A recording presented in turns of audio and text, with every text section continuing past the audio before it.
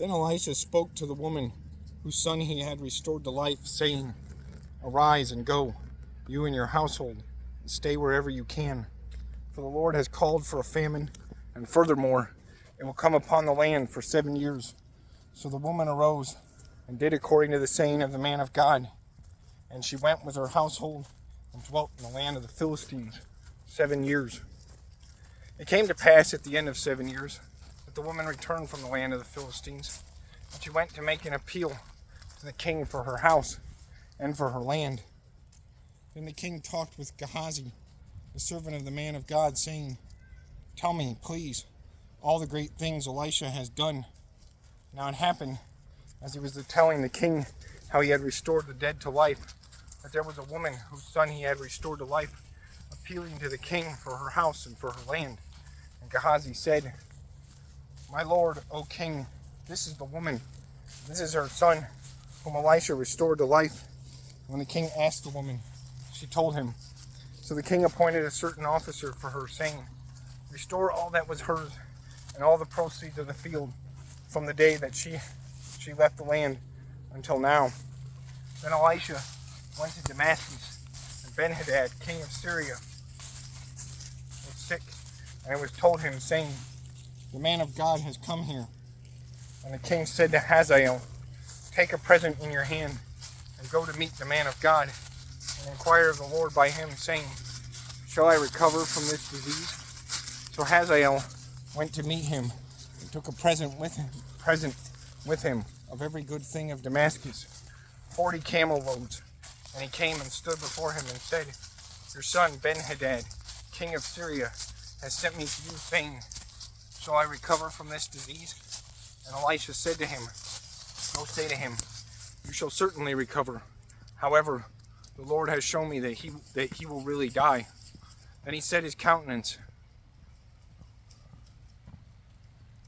in a stare until he was ashamed, and the man of God wept. And Hazael said, "Why is my Lord weeping?" He answered, "Because I know that evil that you will do to the children of Israel. Their strongholds you will set on fire, and their young men you will kill with the sword. You will dash their children and rip open their women with child." So Hazael said, "But this is your servant, a dog, that he should do this gross thing?" And Elisha answered, "The Lord has shown me that you will become king over Syria." Then he departed from Elisha and came to his master, who said to him, "What did Elisha say to you?" And he answered, "He told me you would surely recover." But it happened on the next day that he took a thick cloth and dipped it in water and spread it over his face, so that he died. And Hazael reigned in his place. Now in the 5th year of Joram the son of Ahab, king of Israel, Jehoshaphat having been king of Judah, Jehoram the son of Jehoshaphat began to reign as king of Judah.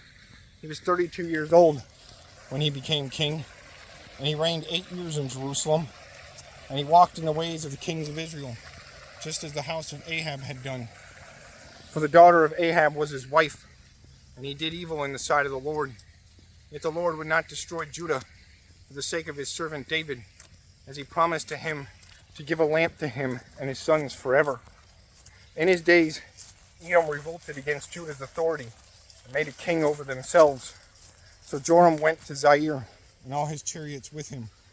Then he rose by night and attacked the Edomites, who had surrounded him, and the captains of the chariots and the troops fled to their tents.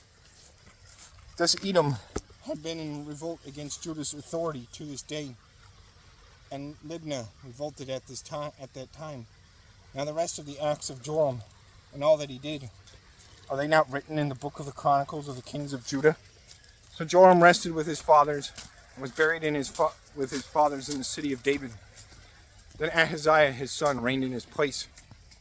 In the 12th year of Joram the son of Ahab, king of Israel, Ahaziah the son of Jehoram, king of Judah, began to reign. Ahaziah was 22 years old when he became king, and he reigned 1 year in Jerusalem. His mother's name was Athaliah, the granddaughter of Omri, king of Israel. And he walked in the way of the house of Ahab, and did evil in the sight of the Lord, like the house of Ahab, for he was the son-in-law of the house of Ahab. Now he went with Joram, the son of Ahab, to war, against Hazael, king of Syria, at Ramoth Gilead, and the Syrians wounded Joram. Then King Joram went back to Jezreel to recover from the wounds that the Syrians had inflicted on him at Ramah, when he fought against Hazael, king of Syria. And Ahaziah, the son of Jehoram, king of Judah, went down to see Joram, the son of Ahab, in Jezreel, because he was sick.